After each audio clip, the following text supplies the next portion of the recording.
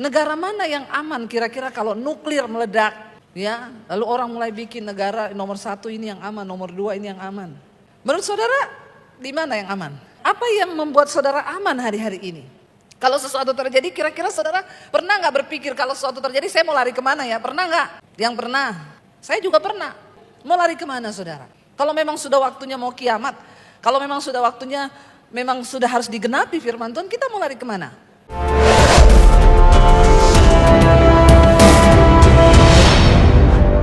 Kami percaya di dalam nama Yesus ada kuasa. Di dalam nama Yesus ada kesembuhan. Amen. Di dalam nama Yesus ada kehidupan. Amen. Di dalam nama Yesus ada perlindungan yang kekal. Amen. Ajar kami untuk melekat kepadamu Tuhan. Kami tidak takut sebab Tuhan menjadi perisai bagi kami. Di dalam nama Tuhan Yesus kami sambut firman Tuhan, sama-sama katakan amin. Tepuk tangan buat Tuhan Yesus saudara, silakan duduk. Iya, haleluya, shalom. Saya percaya saudara bahwa hari-hari ini kita melihat ya keadaan yang sedang terjadi. Ya, dan banyak orang yang sedang ketakutan hari-hari ini karena ya kita tidak bisa mengharapkan apa-apa. Bahkan firman Tuhan berkata di hari kemurkaan nanti Yesus bilang harta itu tidak berguna. Pada akhirnya kita hanya bisa berpegang kepada nama Tuhan, ya, mendekat kepada Tuhan. Banyak orang bertanya, Bu, bagaimana melihat zaman sekarang ini? Saya bilang semua harus terjadi dan firman Tuhan harus digenapi. Ya, tidak ada yang tidak digenapi, semua harus tergenapi. Nah, bagian kita hari-hari ini adalah mari kita semakin mendekatkan diri kepada Tuhan. Tadi ketika saya duduk, Tuhan kasih ayat ini saudara, ya tadinya saya mau khotbah yang lain tapi kita nurut aja karena saya percaya Roh Kudus yang lebih tahu kebutuhan kita semua, amin. Buka bersama Mazmur 62. Mazmur 62 judul perikopnya di sana adalah perasaan tenang dekat Allah. Perasaan tenang dekat Allah, ya. Hari-hari ini yang manusia butuhkan itu lebih dari segala-galanya adalah ketenangan. Amin. Kita punya uang banyak, punya harta banyak, kalau nggak tenang buat apa? Ya, ketenangan yang sejati itu kita bisa dapatkan hanya ketika kita berada dekat dengan Tuhan. Mazmur ini ditulis oleh Daud. Tentunya yang menulis Mazmur ini adalah orang yang pernah mengalami tekanan yang hebat, pergumulan yang dahsyat. Dan dia bisa berkata bahwa hanya dekat Allah saja aku tuh tenang. Perasaan tenang dekat Allah. Coba kita merenung dulu sejenak hari ini, apa yang membuat perasaan kita menjadi tenang? Setiap kita pasti punya andalan kita masing-masing, ya Pak ya. Kemarin saya baca berita, ya orang-orang kaya yang ada di Timur Tengah katanya mulai alihkan uang-uang mereka, ya ke bank-bank negara lain yang dirasa aman. Ya, kenapa orang mengalihkan uang mereka ke bank lain, negara lain yang mereka merasa aman? Karena mereka mencari apa? Ya ketenangan toh. Kalau taruh di sana takutnya ada apa-apa nanti, ya internet putus, data bank hilang, uangnya gak tahu kemana, ya enggak? Perang-perang. Lalu mereka mencoba cari negara-negara yang dikira-kira aman. Ya, itu di mana? Bahkan sekarang banyak artikel beredar, negara mana yang aman kira-kira kalau nuklir meledak? Ya, lalu orang mulai bikin negara nomor 1 ini yang aman, nomor 2 ini yang aman. Menurut saudara, di mana yang aman? Jangan jawab dekat Tuhan dulu, jangan ya. Itu sudah dapat bocoran kita dari firman Tuhan. Ya, apa yang membuat saudara aman hari-hari ini? Kalau sesuatu terjadi, kira-kira saudara pernah nggak berpikir kalau sesuatu terjadi saya mau lari kemana ya? Pernah nggak? Yang pernah, saya juga pernah. Ya, saya pikir saya bilang sama suami kalau jadi apa-apa kita lari ke sekolah misi aja di Bandungan. Itu tenang, kenapa? Yang pertama ada hadirat Tuhan di sana. Ya, tapi apakah tempat bisa menjadi tempat kita melarikan diri? Enggak, ya. Mau lari kemana saudara? Kalau memang sudah waktunya mau kiamat, kalau memang sudah waktunya memang sudah harus digenapi firman Tuhan, kita mau lari kemana? Ya, sekarang yang punya banyak duit juga bingung toh. Mau taruh di mana nih duit ya? Ayo, jangan angkat tangan. Makanya yang punya banyak duit bagi-bagi sama yang gak punya, amin. Amin. Yang amin ini pasti gak ada duit. Berharap dibagi. Ya. Iya saudara, sekarang orang bingung. Ya, mau bagaimana tapi semua harus digenapi. Daud adalah seorang yang pernah mengalami tekanan yang begitu hebat, begitu besar, begitu dahsyat, yang saya yakin tidak ada seorang pun manusia yang pernah mengalami seperti yang Daud alami. Dia dicari sama Raja Israel. Semua tentara dikerahkan untuk cari dia. Cari yang namanya Daud ini kemanapun dia sembunyi, cari sampai ketemu. Dan bunuh kalau dapat. Dikasih hadiah yang bisa penggal kepalanya Daud. Saya mau tanya, kalau hari ini kepala negara di Indonesia misalnya presiden, suruh cari saudara, dikerahkan semua tentara dan polisi, dan barang siapa yang dapat dipenggal kepalanya, saudara kira-kira bisa tidur enggak? Saya mau tanya, bisa tidur? Kenapa enggak bisa tidur? Takut, ini serius. Dan yang suruh bukan orang sembarangan, yang suruh ini kepala negara. Semua tentara dikerahkan. Saya mencoba membayangkan menjadi Daud saudara. Dia gak bisa tidur, dia mau lari kemana. Alkitab berkata dia pergi sembunyi dari satu gua ke gua lain. Dia lari, dia bersembunyi. Tapi di dalam ketakutannya, dia tulis Mazmur ini. Perasaan tenang dekat Allah. Apa yang sedang mengejar saudara hari ini? Jangan bilang debt collector. Itu di luar konteks ya. Banyak hal yang mengejar kita. Ada ketakutan, kekhawatiran. Bagaimana masa depan orang yang kehilangan pekerjaan. Hari-hari ini banyak orang kehilangan pekerjaan. Makanya kejahatan semakin meningkat. Saya lihat sekarang di TV saudara, waduh, orang merampok itu semakin nekat hari-hari ini. Kenapa? Ya di mana berkurang lapangan pekerjaan, maka di situ tingkat kejahatan akan bertambah. Orang semua mau cari makan. Di tengah keadaan yang seperti ini, kemana kita mau lari? Kemana kita bersembunyi? Apa yang membuat kita bisa damai? Ya ingat saudara, perasaan tenang dekat Allah kata Daud. Untuk pemimpin biduan menurut Yedutun Mazmur Daud, yang menulis Daud. Dia bilang hanya dekat Allah saja aku tenang. Daripadanya lah keselamatanku. Keselamatan di dalam Tuhan tidak hanya berbicara keselamatan di dunia ini. Karena kita semua pasti akan mati. Satu saat kita semua pasti akan mati. Tetapi berbahagialah orang yang menemukan Tuhan. Karena daripada Tuhan datang keselamatan. Kita orang yang percaya kepada Kristus ada janji bahwa keselamatan bukan hanya di dunia ini saja, tapi Tuhan berjanji akan memberikan keselamatan yang kekal dan abadi. Karena itu kita nggak perlu takut dengan yang namanya kematian. Kalau memang sudah waktunya mati, ya mati. Baca-baca berita sekarang, kalau nuklir nanti meledak itu bisa 3 hari nggak ada matahari, lalu semua orang akan keracunan, lalu akan ya.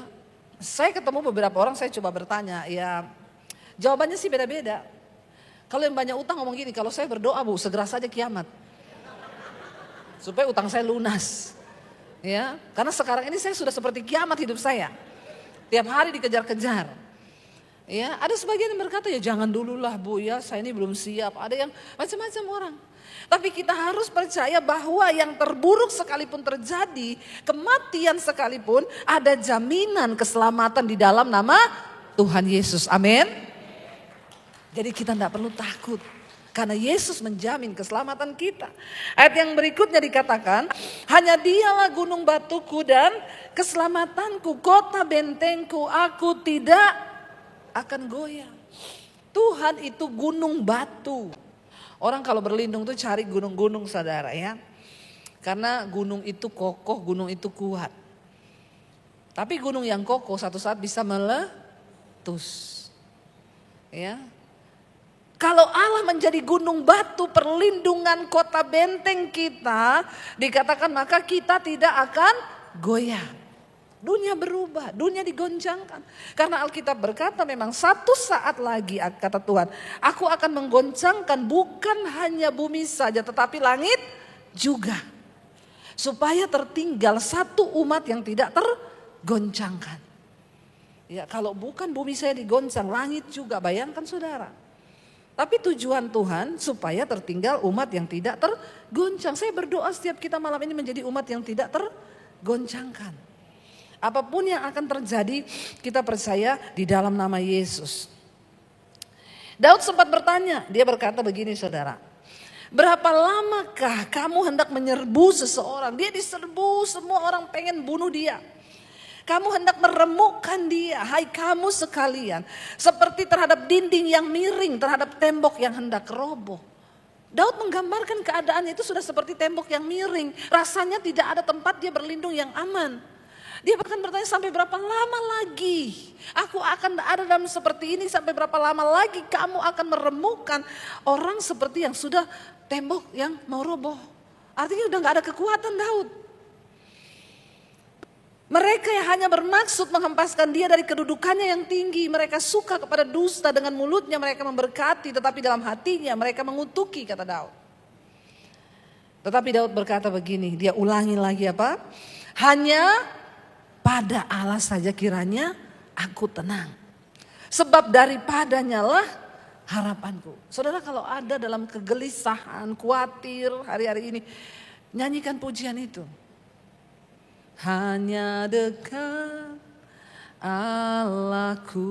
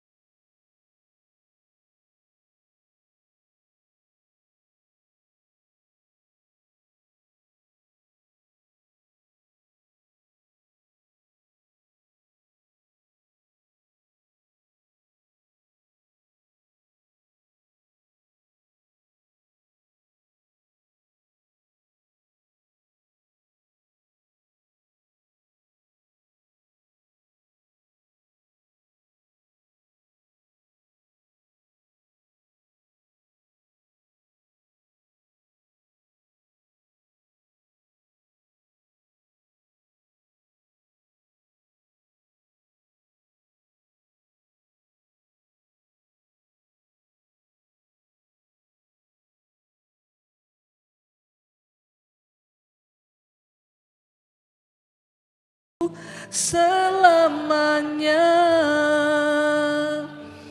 Ketika engkau takut, ketika engkau khawatir, naikkan pujian.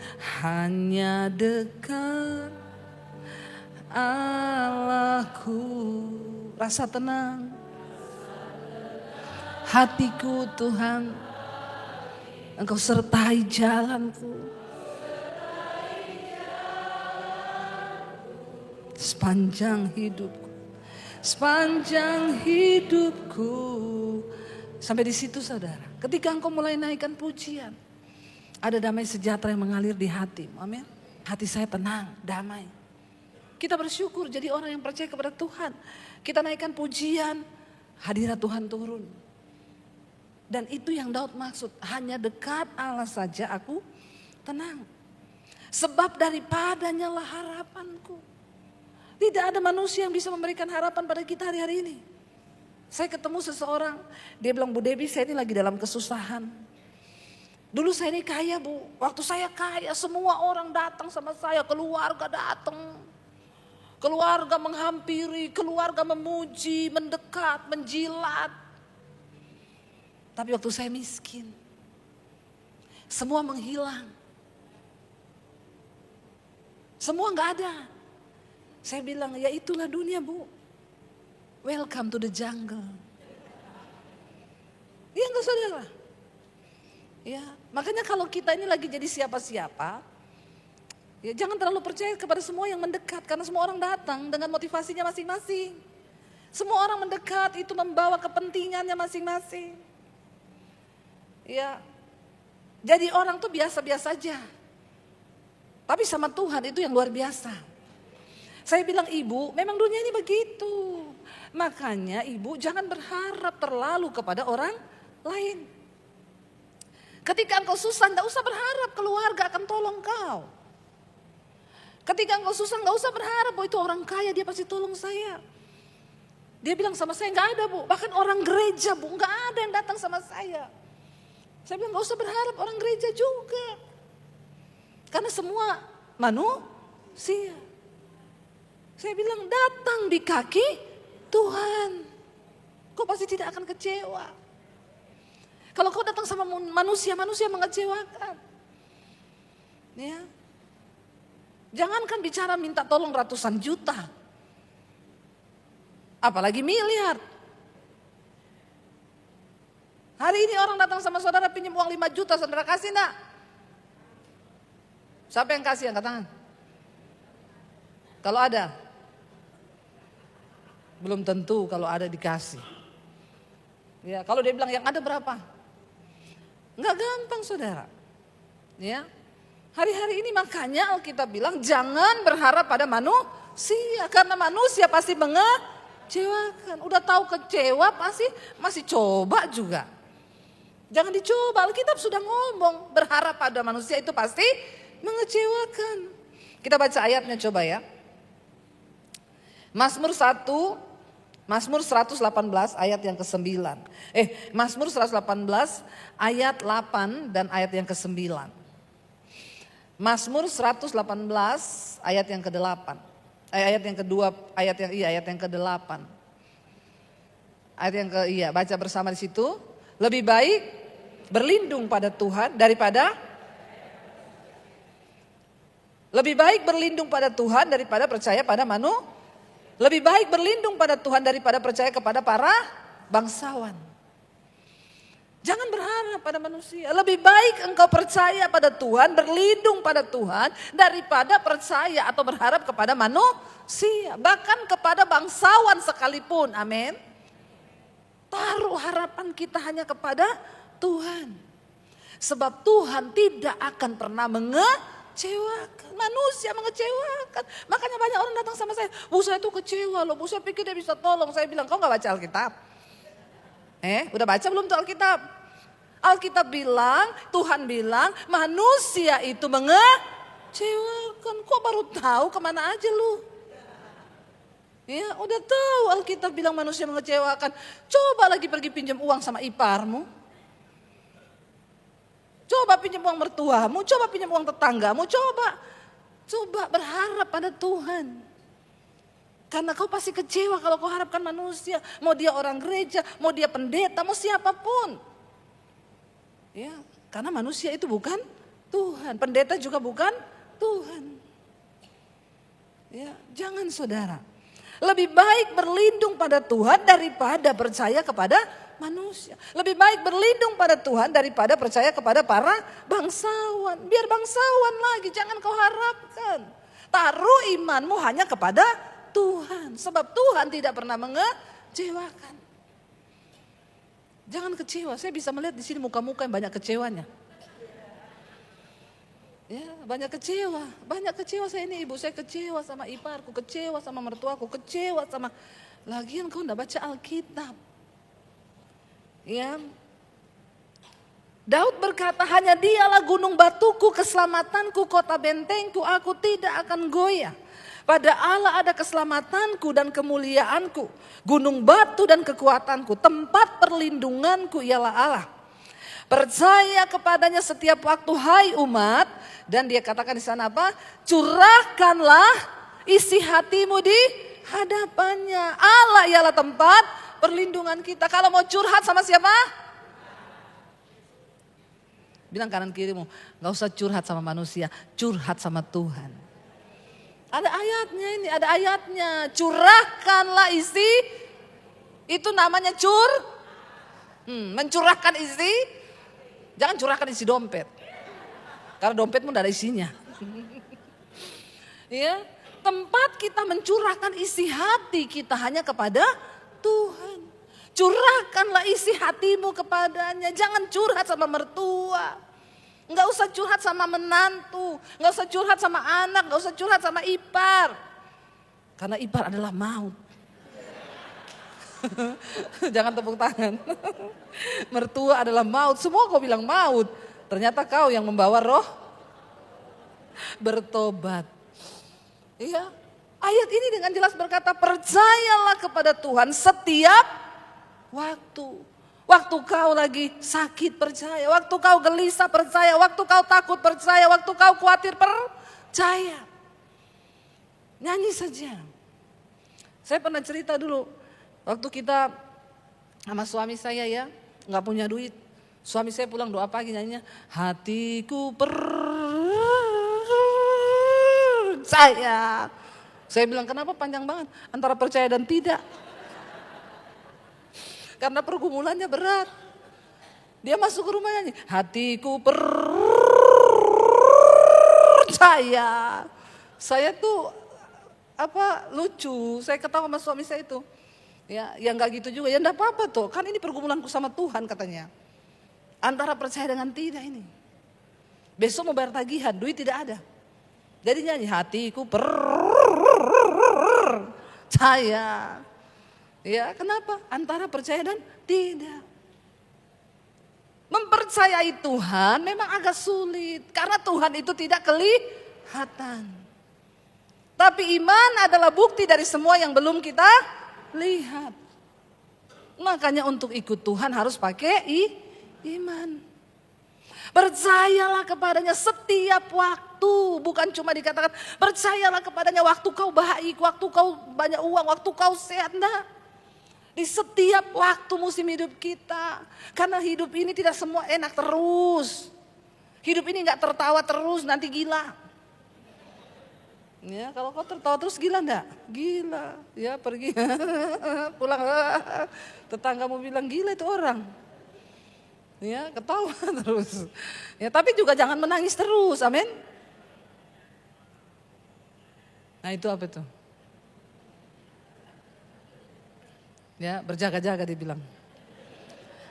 Ya saudara, ya kalau ketawa terus gila, menangis terus juga stres.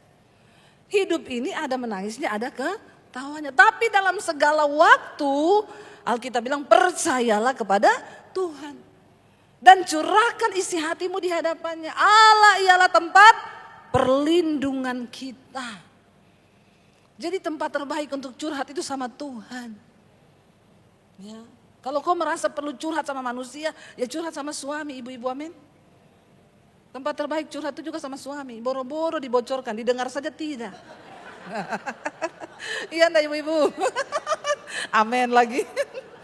Kita kan kalau curhat sama suami begitu kok. Tadi itu, iya udah ini terus dia tanya lagi. Apa tadi ngomong apa?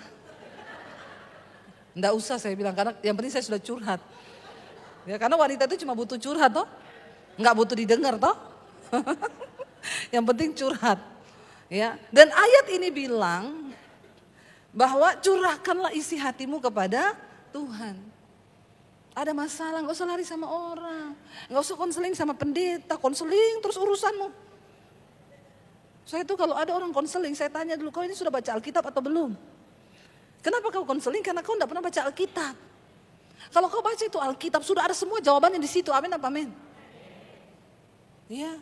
Terus ada lagi yang bilang, itu pendeta itu karena tidak mau dikasih repot sama jemaat. Bukan begitu, saya itu ajarkan kau supaya kau dekat sama Tuhan. Bukan dekat sama pendeta, tidak ada pendeta hebat. Yang ada itu Tuhan yang hebat. Amin.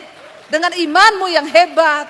Enggak usah cari pendeta, ada masalah curhat sama Tuhan, amin. Ya, kau curhat sama pendeta juga paling pendeta bilang, ya berdoa ya Bu ya. Terus kalau saudara minta Bu Dewi doakan, saya juga doa basa-basi toh itu. Hello Bapak Ibu, ada pendeta yang pulang menangis buat kau? Saya gak mungkin menangis buat suamimu, walaupun kau sudah curhat sama saya menangis-menangis tentang suamimu. Suamiku itu Bu Dewi, aduh. Apakah saya pulang terus saya, Tuhan suaminya ibu tadi, Tuhan tolong, kagak. Gak mungkin, kenapa? Karena saya tidak cinta sama suamimu. Saya cinta sama suamiku. Iya Pak ya?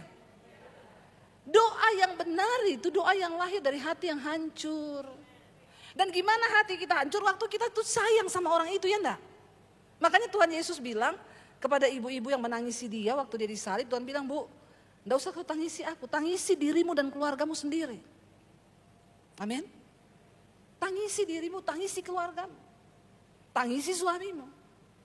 Enggak usah kau suruh pendeta tangisi, tidak ada pendeta mau menangis buat suamimu, enggak ada.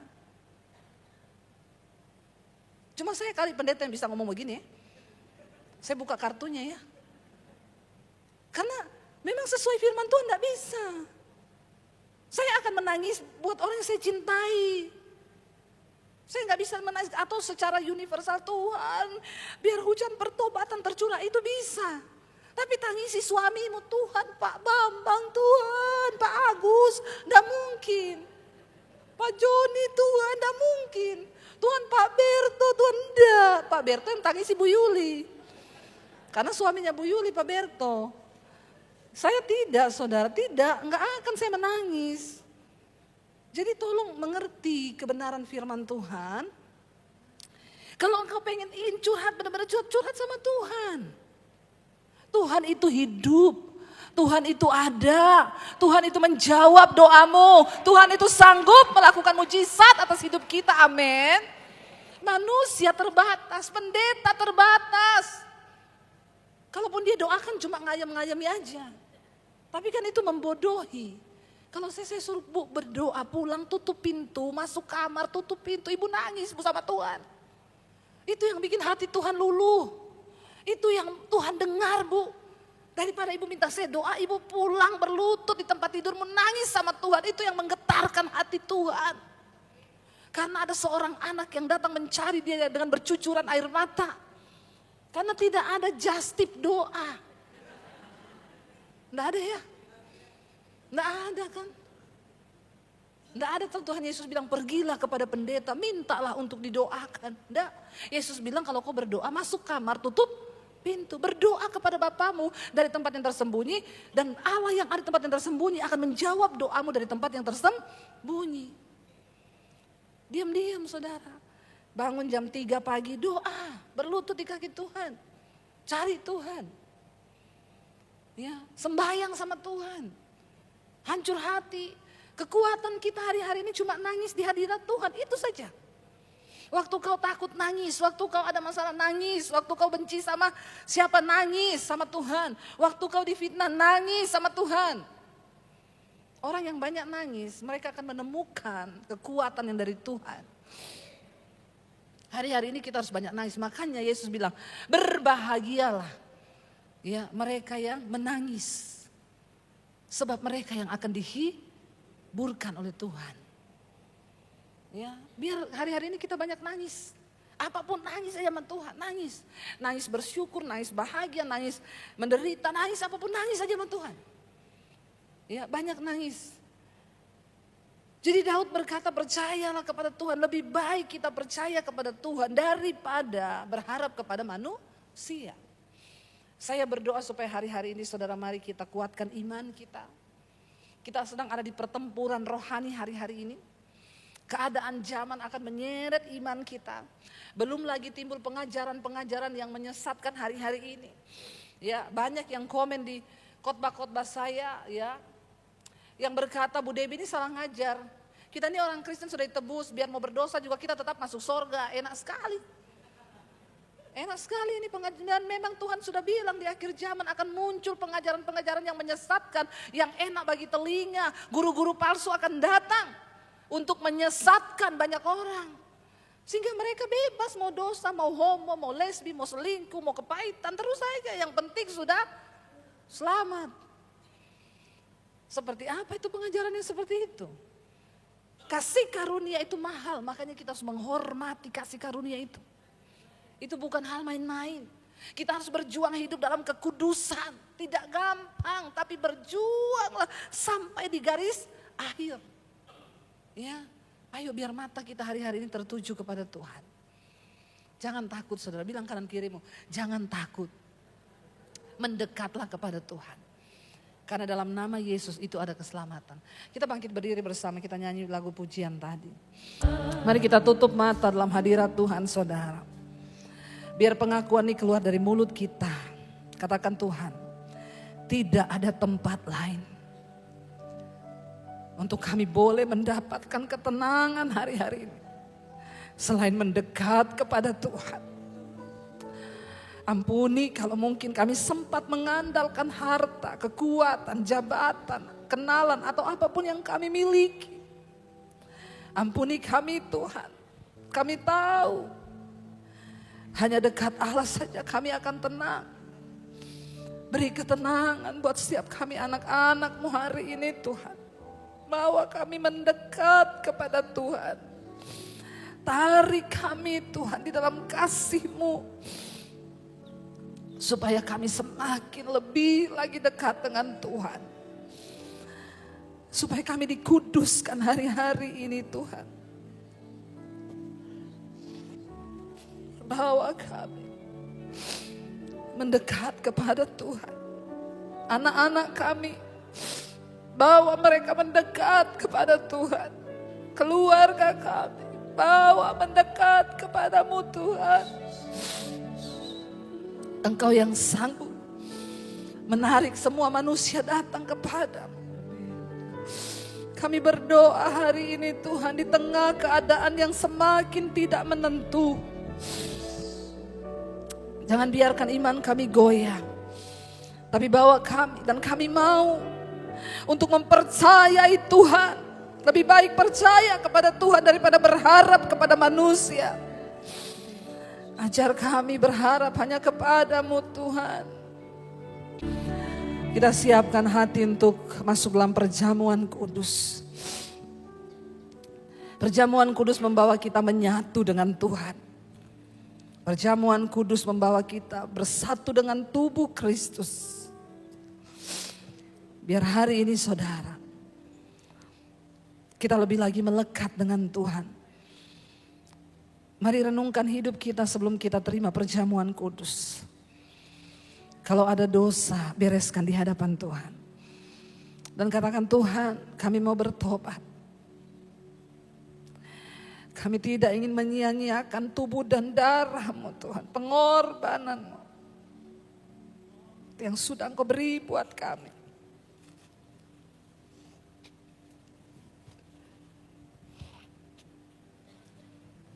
Ambil waktu sejenak saudara. Dan terbukalah dengan Tuhan. Bagaimana cara kita menghargai pengorbanan Kristus. Bersyukur. Terima kasih Tuhan, Engkau beri kami kesempatan untuk boleh lagi masuk dalam perjamuan kudus. Dalam sakramen. Terima kasih Tuhan. Bulan demi bulan Engkau melindungi, menjaga, menyertai kami. Terima kasih, kami bersyukur buat kasih yang kekal. Kau beri tubuh-Mu, darah-Mu bagi kami. Dan itu cukup sebagai bukti Engkau mengasihi dan sangat mengasihi kami Tuhan. Terima kasih Tuhan Yesus. Mari pegang roti di tangan kananmu saudara.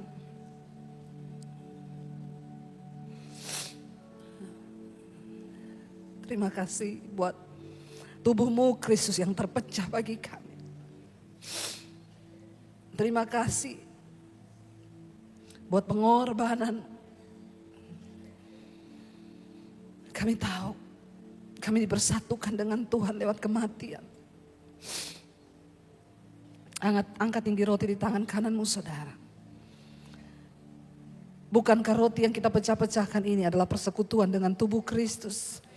Amin. Mari makan dengan iman dalam nama Yesus.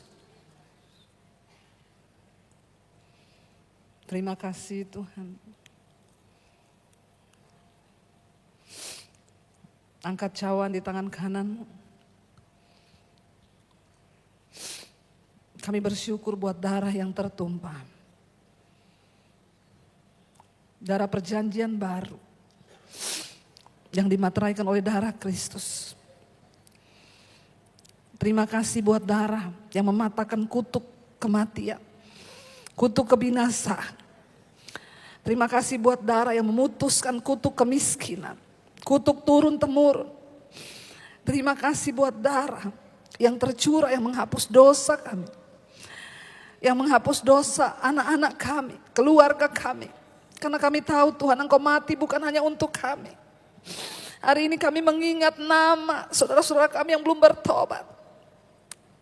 Kami juga mengangkat cawan ini untuk mereka Tuhan, supaya mereka satu saat boleh menerima pendamaian dengan Kristus dan menerima Engkau sungguh-sungguh sebagai Tuhan dan Juru Selamat.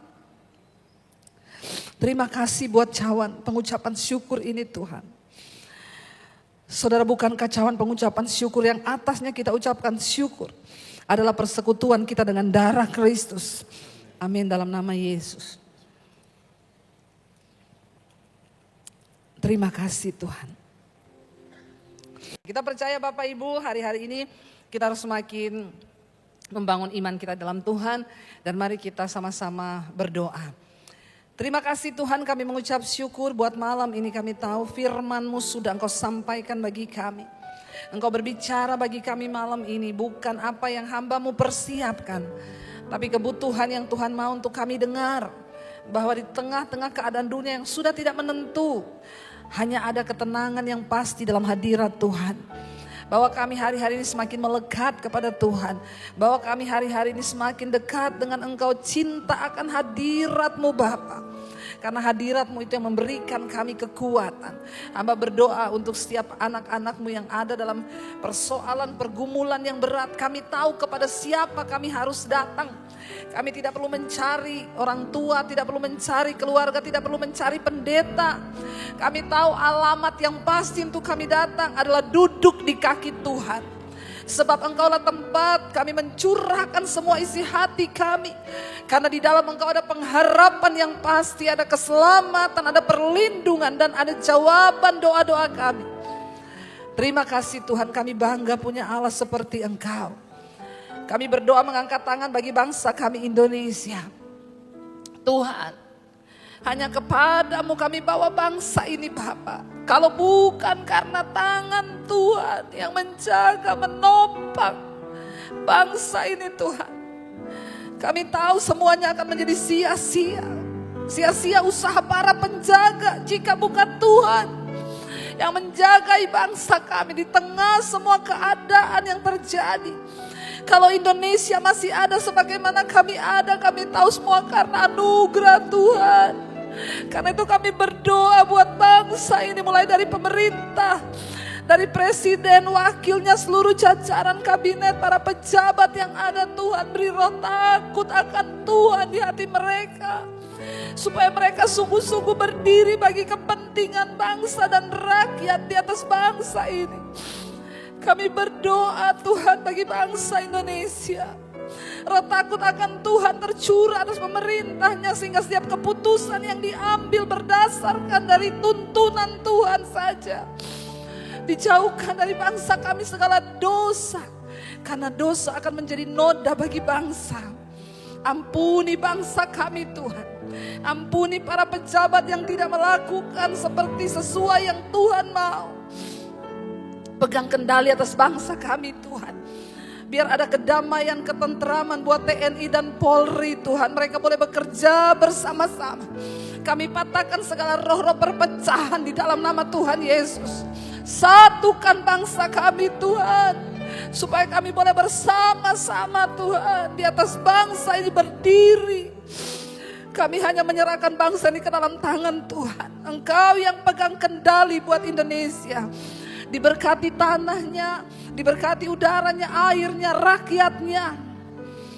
Tuhan yang membuat bangsa ini berlimpah-limpah dengan hasil tanah, sehingga rakyatnya tidak kelaparan. Jagai bangsa kami dengan kasih karunia-Mu Bapa. Kami berdoa biar hujan pertobatan tercurah di atas Indonesia dari Sabang sampai Merauke. Orang-orang bertobat, meninggalkan dosa dan datang kepada Tuhan, menyerahkan hidup mereka kepada Tuhan. Kami mengangkat tangan bagi bangsa-bangsa di 5 benua, Asia, Afrika, Amerika, Eropa, Australia. Khususnya Tuhan di negara-negara Timur Tengah yang terlibat perang hari-hari ini. Tuhan memberkati Iran, Tuhan memberkati Israel, Tuhan memberkati Amerika, Tuhan memberkati semua negara-negara yang ada di Timur Tengah. Beri kedamaian yang daripadamu Tuhan. Kalau belum waktunya Tuhan, kami percaya masih ada anugerah keselamatan. Biarlah orang-orang bertobat, berbalik dari dosa dan meninggalkan segala yang jahat.